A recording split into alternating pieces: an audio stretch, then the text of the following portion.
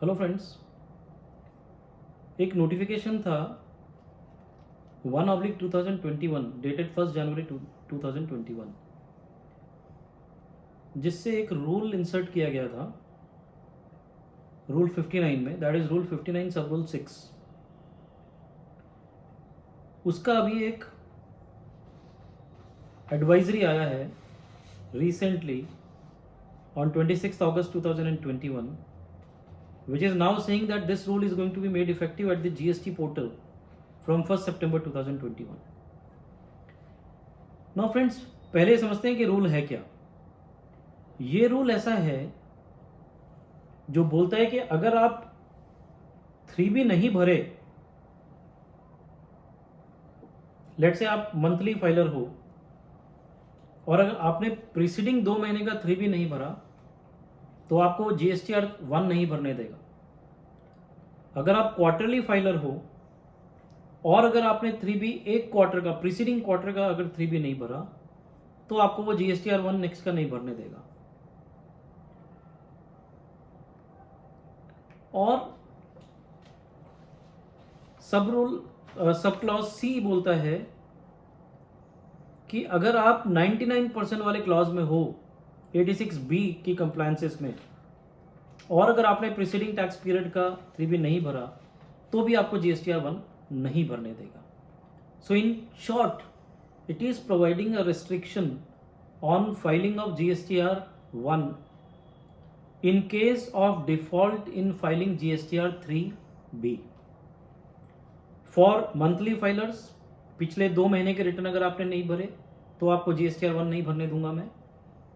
और quarterly filers के लिए अगर पिछले क्वार्टर का मैंने रिटर्न नहीं भरा तो मुझे फाइल नहीं करने देगा। नाउ फ्रेंड्स, एडवाइजरी नोट ये बोलता है कि अब इसको हमने GSTN पे, GST पोर्टल पे इम्प्लीमेंट कर दिया है। 1 सितंबर से ये ऑटोमेटिकली इम्प्लीमेंट हो जाएगा and all those tax payers whose 3B are not filed as per this rule, they will not be able to file GSTR 1 और GSTR 1 की फाइलिंग में उनको रेस्ट्रिक्शन आ जाएगा। और ये भी बोलता है ये एडवाइजरी कि आपको पहले नहीं बताया जाएगा सर, पहले आपसे पूरा डेटा फिलअप करा लिया जाएगा GSTR 1 में, फिर जब आप सबमिट करने जाओगे तब बताया जाएगा भाई इनवैलिड है ये, you are trying to violate or you have violated 59(6) or you are covered into 59(6) and therefore this GSTR 1 cannot be filed। ये एक झटका जैसा लगेगा जब हम पूरा डिटेल 10,000 इनवॉइसेज का डेटा फाइल कर देंगे, उसके बाद पता चलेगा कि नहीं साहब ये तो अभी चलेगा नहीं क्योंकि मेरे गलती से कोई रिटर्न मेरे पेंडिंग रह गए।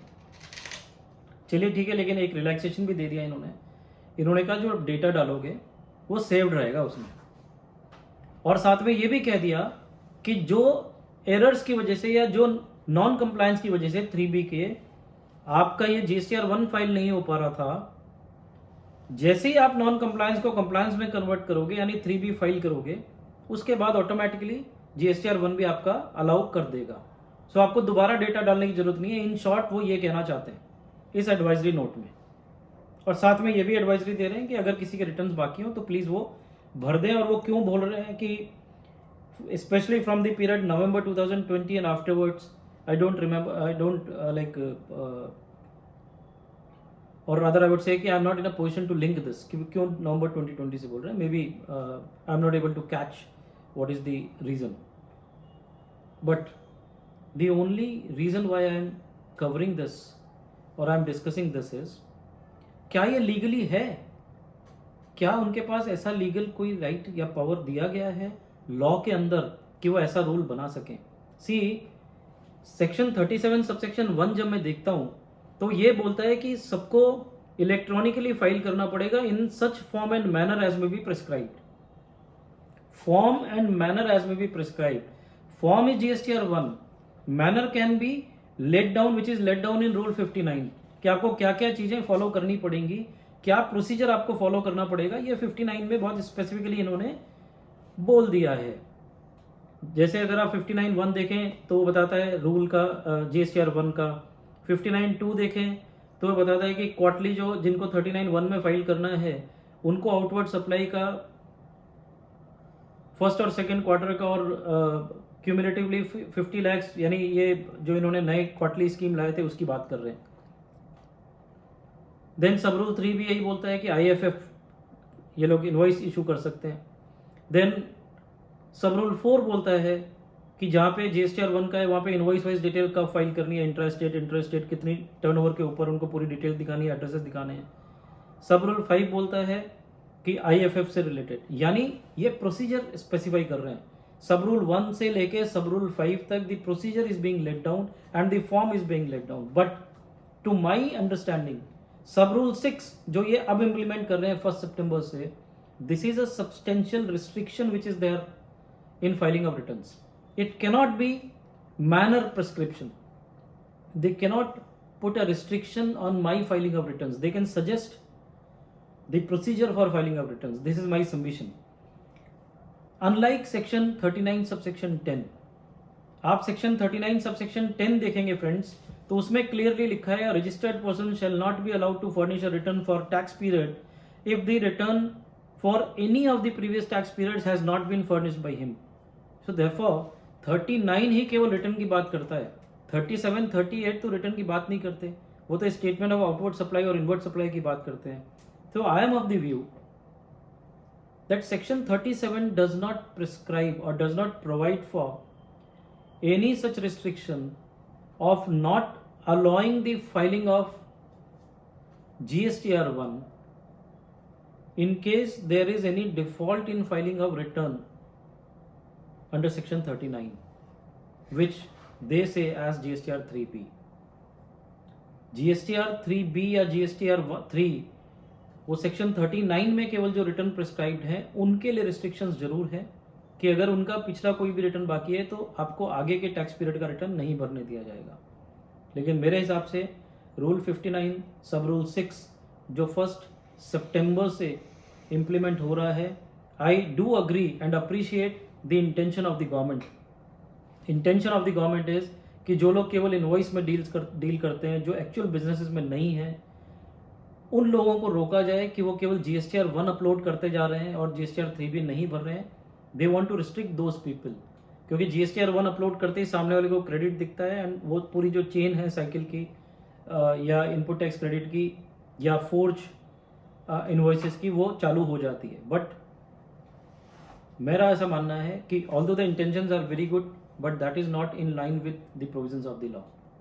Section 37 does not empower them to put such kind of restrictions arbitrarily and to disallow the filing of GSTR 1, because let me give one example which I can say is of a genuine taxpayer who is willing to pay the taxes but he is unable to pay tax on time. Let us take an example of a contractor. A contractor is providing a service to a multinational or to a big company. He has a contract which is written which says that your invoice once submitted after giving the or providing the services will go into the process and the process will take 90 days, 120 days in releasing of the payment. Now this person who has provided the service with a limited capital is supposed to pay, because now they have restricted the profit of the contractors by a way they are saying अगर आपके इतने लोग होंगे man power supplies में, will pay this fixed amount. Now there is a harsh provision in PF, there is harsh provision in income tax. So there can arise a situation wherein he is bound to delay the payment of GST and he is ready to make the payment of GST with payment of tax, with payment of interest for the delayed period. So can you consider or shall you consider those persons as the defaulters, genuine defaulters or intentional defaulters, or can you abide them to make the payments within 2 months in spite of not having the working capital, or do you want to force them to borrow the money from someone and make the payment of tax? They are not ingenuine, they are not willing not to pay, they are having the intentions very clear, but because of some working capital issues, because of some financial issues, or the non-receipt of payment from their recipients, they are unable to discharge their liability, and you have already written a provision in law for the delayed payment of tax, which is a compensatory provision that you will have to compensate for the delay, that they are ready to compensate, then again you are restricting them. So my view is 59 sub rule 6 is not in accordance with the provisions of section 37, and therefore this rule should be reconsidered and made applicable, and should be made applicable only to the non-genuine persons, or they should extend this period, because 180 days payment के लिए तो sir आपके law में भी provision है कि मैं ITC ले सकता हूं, 180 दिन में पेमेंट नहीं किया तो मुझे रिवर्स करना है, तो क्यों आप इसको 2 महीने रखते हो? मेक इट ऑल्सो 6 months, क्योंकि in most of the businesses 6 months is a sufficient time. Forget about the exceptions. So even in the example which I have given for a contractor, this is going to be a sufficient time, 6 months.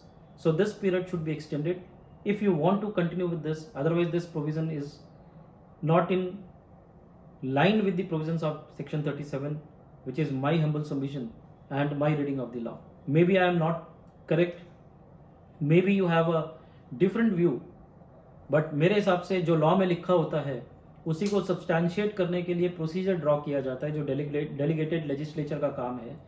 Delegated legislature कुछ भी ऐसा नहीं लिख सकता जो law उसको allow नहीं करता, एंड देयरफॉर आई से 59 सब rule 6 is not in line with section 37.